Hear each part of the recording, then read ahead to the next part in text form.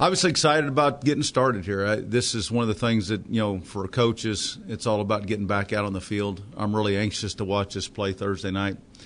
Kind of as a recap, been going through a very, very busy offseason.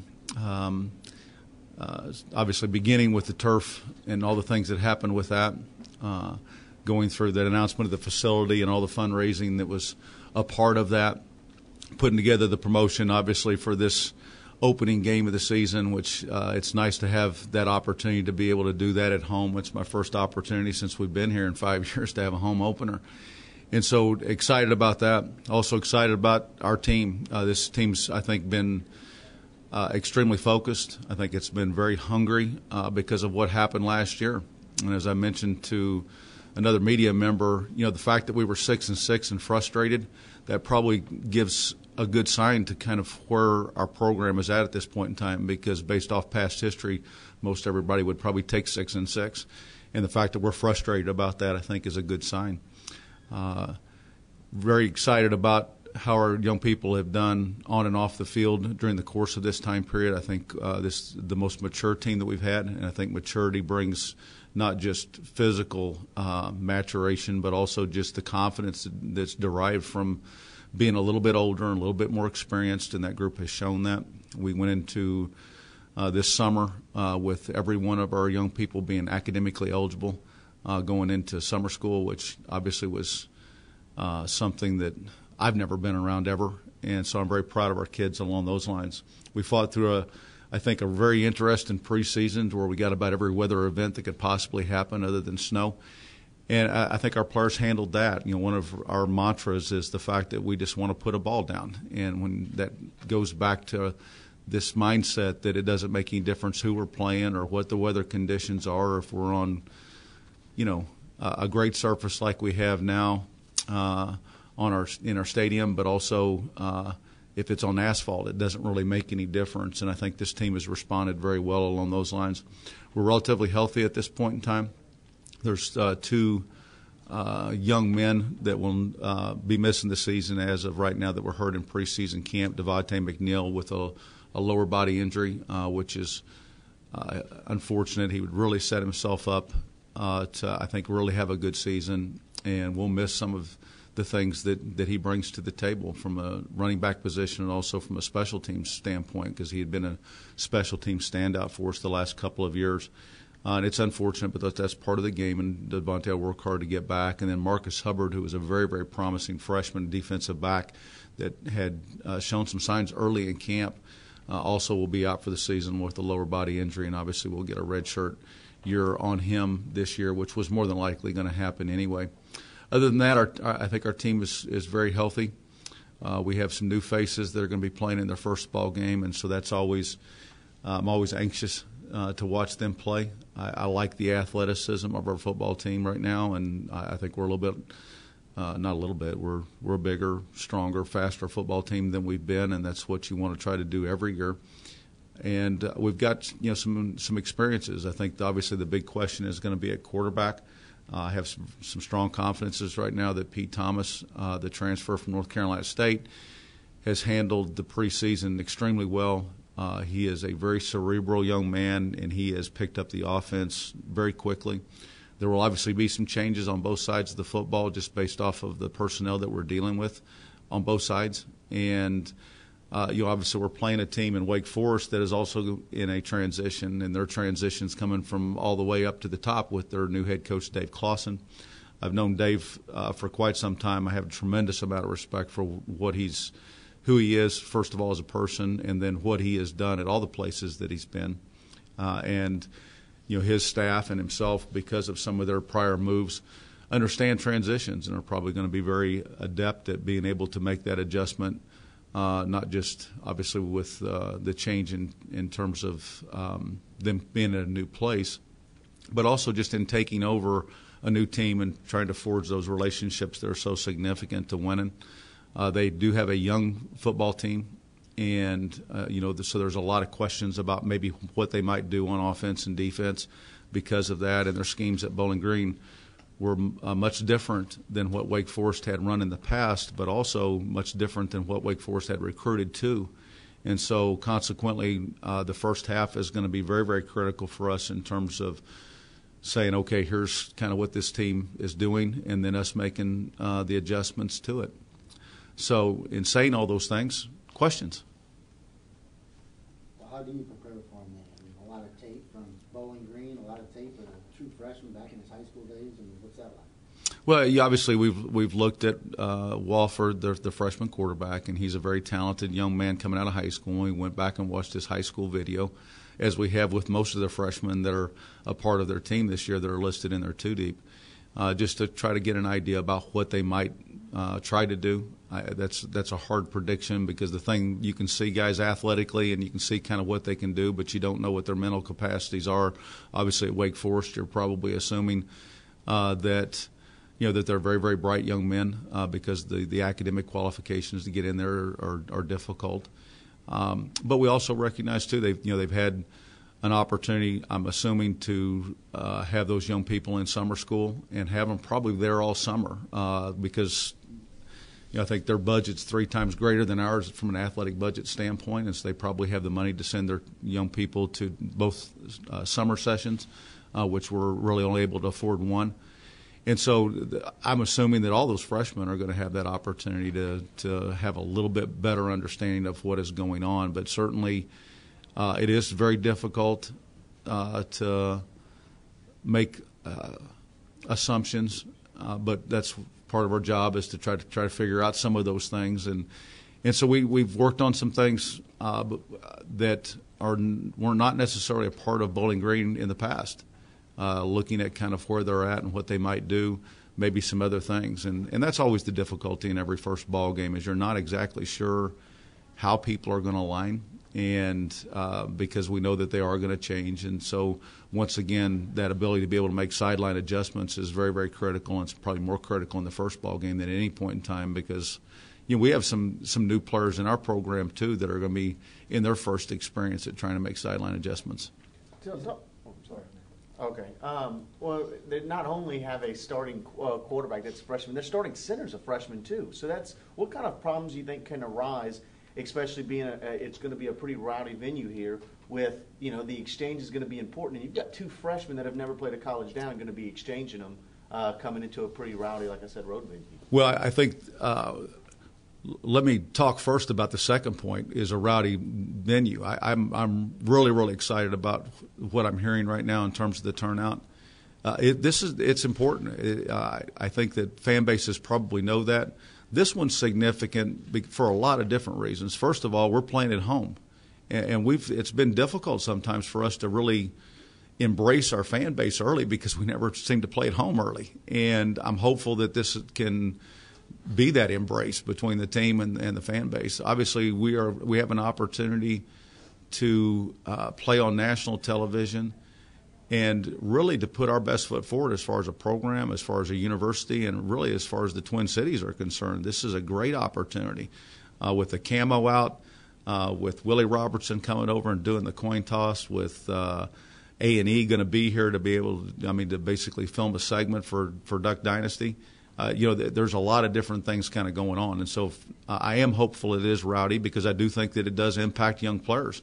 They're already nervous about playing in their first collegiate game, and they've had limited experiences. And one of the things, again, that is difficult in college football is we're the only entity out there, whether it be pro or college, that doesn't have a preseason game or a scrimmage or something to where you get an opportunity to put these young people in front of crowds and say, okay, how are they really going to respond to it? But I think getting back a little bit more pointedly to your question in relation to the center and the quarterback, what's generally pretty interesting is most offenses are going to build around their protection calls, especially either the center's going to make the call or the quarterback's going to make the call. And I have been around to where we had another offensive lineman make that call before in terms of trying to be able to move the protection in the right way. But that does create some issues. And I think, quite honestly, not being a braggart about it, but this is not one of the defenses that I would necessarily want to go up against as a true freshman quarterback or center because we have so many moving parts. It's organized chaos is what it is. And we get into a lot of different things, and we've shown a lot of different looks because of all the pressures that we utilize. And so there's going to be a little bit more on those young men because of that reason, that we are a very, very unique defensive structure.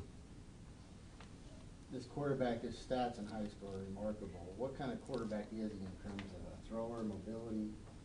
Well, I think he's all the above. I think that the video that I watched, which I really, as I've mentioned before, I really enjoy watching quarterbacks. I mean, obviously not just because I coach the position, but I just think that there's some uniqueness to that position in relation to all the things that you ask them to do. And he's a young man that can run, and he will run. He's not afraid to run, and that's something that I always look at quarterbacks. There's guys that can run sometimes, but sometimes they're afraid to run. At this level, you can't be afraid to do anything. And he's willing to pull it down and take off running with it, but he's got a very strong arm. He makes all the throws in terms of the deep ball, the high fastball, the lob ball, the touch passes that you're really looking for in a quarterback. He throws well on the run. And the thing that I was really intrigued with is just because in coaching the position for as long as I have, you kind of have an idea about when you see a route structure about kind of what the quarterback's progression is. And I was really impressed with him because you could see him kind of going through his progression and then finding somebody that was a third or fourth priority. And that shows that he's a guy that is probably pretty intelligent, that he can go through all of those things and the game comes naturally to him. And so, there's no question he is a college prospect, and they did well in getting him because he's a good player. I know it's back on a freshman. Go ahead. Yeah, you're good. I've already asked. I like the fact that we're fighting over questions. That's fun. Yes. But thinking about this freshman quarterback and then reflecting back 4 years ago, even though Colton was a redshirt freshman, being that quarterback coach and the head coach, what are some things that you know that you have to go through with the young guy before and prepare him to take those first college steps? I think every quarterback is very unique along those lines because I think a lot of it's about what they're kind of ready to take in, and sometimes it's not physically. It's generally the mental side of things. How much can they actually handle? But there's also this emotional side. Colton was a very emotionally stable guy.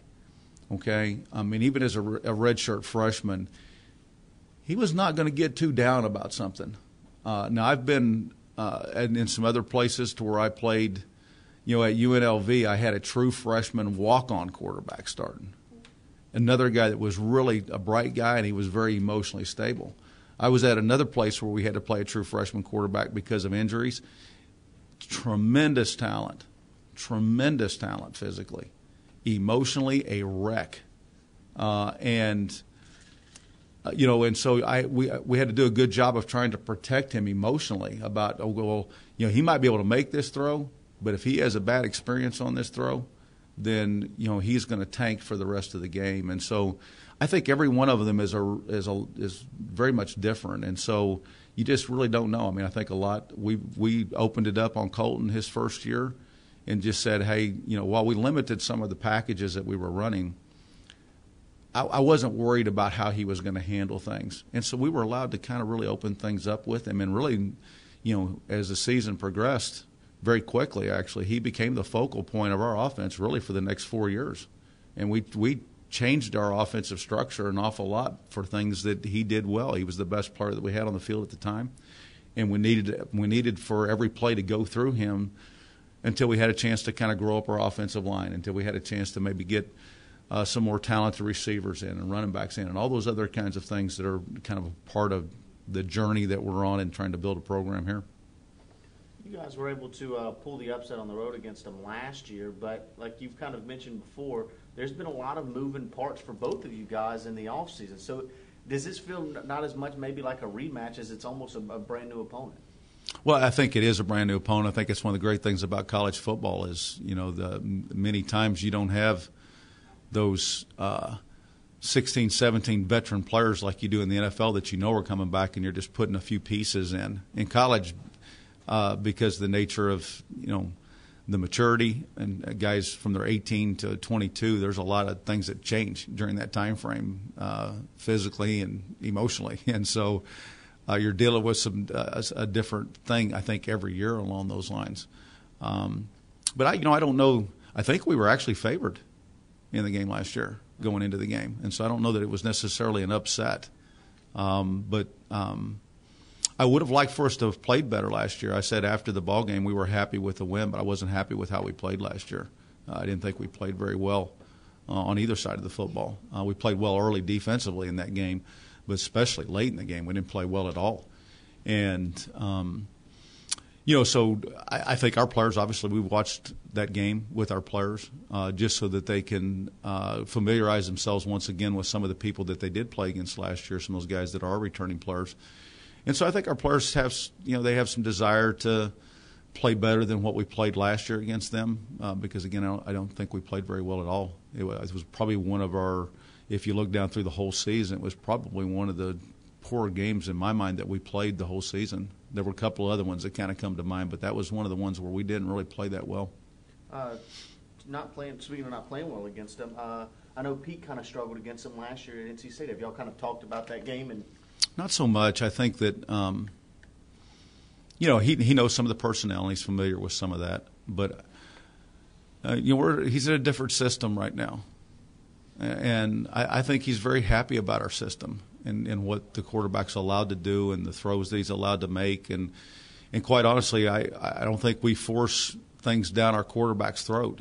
We're going to find throws that our quarterback likes that obviously are going to be impactful versus that coverage and functional in that situation that we're in. But, we've blended things, I think, around what our quarterback can do rather than kind of forcing things in to say, and this is the play we're going to run, whether you like it or not. And I'm not saying anything bad about the other places that he's been, but I do think that for him, I think there's been somewhat of a breath of fresh air in relation to saying, hey, you like this throw? Guess what? We're going to use an Oklahoma colloquialism. We're going to stomp that mud puddle dry, right? If he likes something, he's throwing it well. We're going to keep throwing that thing until all the water's out of that mud puddle. And I think he likes that idea and kind of how we do things here. You did your homework and you did your research, of course, before you came here. But has there been anything or one thing that surprised you the most about his game or maybe his personality? No, I'm tremendously excited about everything. He was who he proclaimed to be when we first started talking, and that was really, really important to me. I think there were 37 1A transfer quarterbacks this last year out there, and it's becoming kind of a unique environment. And I think especially as we're looking forward into this Power 5 autonomy and potentially guys being immediately eligible every place, having a one-time transfer, but 37 1A quarterback transfers, and probably 30 of them contacted us. We can't contact them; they can contact us, and probably 30 of them did. And as I've said before, but I'd like to reiterate it because I think there is some significance to it, is the fact that Pete never demanded to be the starter, and I don't because I don't go for that kind of thing. We're not going to guarantee starting roles. This is a place where you don't inherit things. You have to earn them on a daily basis, and I think our players understand that. And the only thing that Pete wanted was just an opportunity to compete for a job, and he also wanted to put closure on his college career. And I really liked when he said that to me because I wasn't looking for somebody that was saying, okay, well, I'm getting ready for the NFL. Because I think sometimes when you get guys that are getting ready for the NFL, then the team loses the significance. It's all kind of more about me rather than about the team. And I think he just wants to put some great closure on his college career, and then whatever happens after that happens. I do think he is an NFL talent. He has obviously the size. He is as bright a young man as I've worked with in a long, long time. I mean, things come really easy to him, and he studies hard to be a great player. And I think the other thing that I was really impressed with Pete was his personality. He's embraced the team, and thusly, because of that, the team has embraced him, and I think that's really important for the quarterback position. Quick follow-up. In terms of those 30 quarterbacks you looked at, or they looked at you in the 37 overall, where did he rank out, or where did he grade out? There were basically two guys that I was interested in out of all the rest of the group. The rest of them, for whatever reason, maybe kind of either my conversations with them or kind of what they brought to the table, I was not as interested in them for whatever reason. And so there were two guys that basically I was interested in. And when it gets down to that, I didn't necessarily rank them. I liked both the young men, And it just so happened that Pete was felt very strongly, I think, about this place and about. I think Pete. One of the interesting things about Pete is a relationship guy, and I like that about him too, because I think that whenever, the trust and commitment and all those kind of things that you're looking for in guys, that kind of comes out of relationships. And he was heavily recruited out of high school. And he chose to go to Colorado State, which is not one of those necessarily high-profile programs, but because he liked the head coach there. And he liked the relationship part of it. And then he went to North Carolina State when that head coach left, because, he went to North Carolina State, and because they'd recruited him, and he really liked Tom O'Brien, and I know Tom well, and I can see that. And then obviously, when they decided to go to the option game there at North Carolina State, that's not necessarily what he is, and he recognized that, and he wasn't upset about it or any of those other kinds of things. He knows that new coaching staff wanted to go their direction. He's always been, that relationship was amicable on the way out, and that's kind of what you'd like for guys to kind of leave things from both sides. They were going a direction, he needed to go a direction. They both understood it, and everything went well along those lines. And so. We're excited that he's here, but he's a big relationship guy, and I enjoy that about him, because you can see that interaction with the team, and even his interaction with me has been very, very positive along those lines. Looking at new starters, Pete, I'm sitting here circling some of the guys who might be starting their first game for ULM, grad student. Colby Mitchell, a junior at center, but he's obviously taken over for Josh Allen, who's had a lot of time and a lot of snaps in college. And I guess like Cody Robinson, a junior, who's getting his first real start, even though he played a lot last year. So when people ask you about maybe the emotional side of things with Wake Forest young players, is there any concern that you have with some of these guys who are getting their first start, or is the maturity override the lack of experience? No, I think one of the things that I'm very, very proud of is the fact that we've been able to retain our student athletes. We have one of the lowest attrition rates in the country, and I think that's a great credit to the university. Number one, that they want to be here. Number two is that's a great credit to the young people for doing well academically and socially, and so we're very proud of that in relation to other programs around the country. But what that's allowed us to do has been kind of and this again is part of that journey, is we're at a point now to where most of our freshmen are going to redshirt, and I really like this freshman class a lot. I think our older players would tell you that this freshman class is going to make a huge impact down the road. And it's not that we won't try to play freshmen, because obviously Kalen Watson has been he's shown all those signs physically, mentally, emotionally that he's ready to play. And so we're going to play him, and I think we've proved that in the past.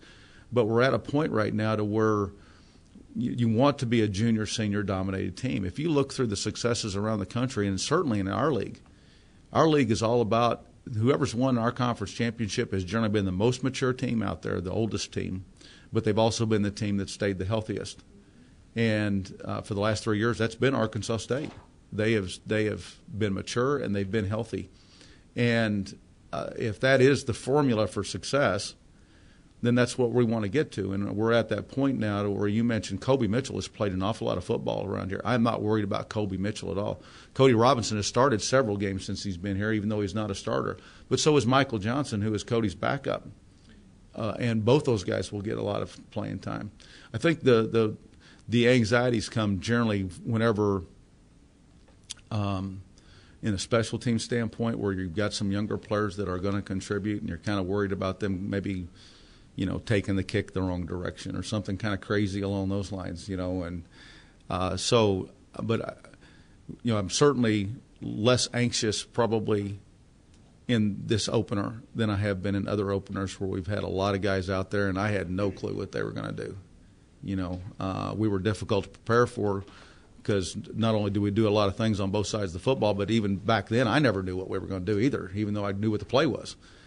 We're at a point now to where I feel pretty confident that we know kind of what we're going to do, and I think I have a pretty good idea about how the players are going to respond to it. Although, again, for some of these new players, you never really, really know until all of a sudden the lights come on. So it's safe to say you'll sleep pretty well this week. Yeah, I sleep pretty well all the time. I've got a great staff. I trust our players implicitly that they're going to give a maximum effort. I think we've prepared them well. I think we're a very, very detailed staff. Even it's been interesting listening to Pete talk about the detail of this staff in relation to other places that he's been. Not, again, trying to say that other places aren't prepared. I'm just saying that he's been impressed with the detail of the staff because we tend to kind of cover everything, and we're pretty meticulous along those lines, making sure that we expose guys to just about every situation that we can expose them to. They still have to function in that. But, as a coach, you do everything that you can to prepare them. If you trust your team, then really game day is the fun day. Our athletic director asked me last year, you seem pretty calm before the game, and generally I really kind of am because it's the preparation all week is where it becomes critical. And at that point in time, you feel like your guys are going to play the best of their abilities, then that's all we can ask them to do anyway. And so I feel strongly that we will go out and we are going to play hard, and that we will show that we have some preparedness about us. And so, yeah, I'll sleep fine. Does your preparation change since it's a Thursday game and you're home? Does that go to class? Yeah. No, we got some questions, and obviously class conflicts created some more issues this week. Generally, we don't practice on Monday because it's a big lab day here, and so we were missing quite a few of our players on Monday because they were in class. That's a little bit unique.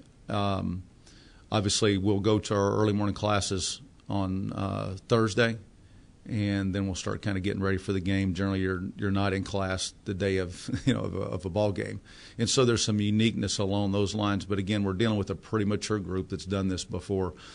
I don't think opening up on a Thursday is near as impactful as an in-season Thursday game. Generally, you have a quick turnaround. There's all the other issues that I just mentioned in terms of classes and those type of things. And I think this is a great opportunity from an opener standpoint because I think it allows us to really kind of show our program off to the country, and that's really, really important from a branding standpoint for all different kinds of reasons, from recruiting to everything. And that's why it's so important that our crowd shows up. But I don't generally like midweek games very much, not because it's stressful in relation to the schedule. We've been very protective in college football of class time, of missed class time. And I don't know that every other sport's been that way. I'm not condemning the other sports, but we have been so protective about trying to maintain the student-athlete mentality in college football that, you're going to be in classes on Friday and then our games are going to be on Saturdays. And quite honestly, I think that's important I think it's always been important, but as we move forward, I'm a little bit concerned about some of the games that are all of a sudden becoming a little bit more standard operating procedure around the country to schedule midweek games. And I hate that. I hate that for athletes. It's hard to be a student athlete. It's hard to do the things that we ask them to do, and all the exposure that they get, and then to all of a sudden put classwork and all those other things on top of that. Obviously, the two, they're not going to conflict here, but they can conflict at other places because classroom's more important here. You can ask my players than anything else, so I worry about that. We've seen the shirts. We know about the Duck Dynasty guys. Is there maybe a couple other surprises still out there for fans? I think that there probably is. That was a Gus Malzahn answer. Like 2 to 4 words. Yeah, there is. I shortened it to 2. So, no, there is. I think our fan base will enjoy that. Getting back to a little bit about Wake Forest, last year I feel like they came out and they had Caponero and they had the 4-year quarterback with Price, and so I think everybody kind of expected them to throw the ball a lot more, and then they kind of came out with the look. I think Ray was telling me during fall camp we threw our whole defensive plan out the window. It really did. Series. And I think they ran the ball a little bit more, and with the new staff and Orville Reynolds being a name that I remember a little bit from last year. Right, the running back. Do you anticipate more of a run game this year by design, not so much because they're trying to catch you off guard? Right. Gosh, I wish I had a great answer for you along those lines. Just throw you off at the last Yeah, no, I really don't. I think that there's a conundrum here in relation to we put so many people at the line of scrimmage defensively with the idea that you're going to stop the run first. And obviously with a freshman quarterback and some of those other kinds of things, there's some people that have run the ball effectively against us, don't get me wrong, but we've traditionally been pretty good against the run. And because we load the box up, we're going to, that's something that we're committed to stopping. And everybody knows that.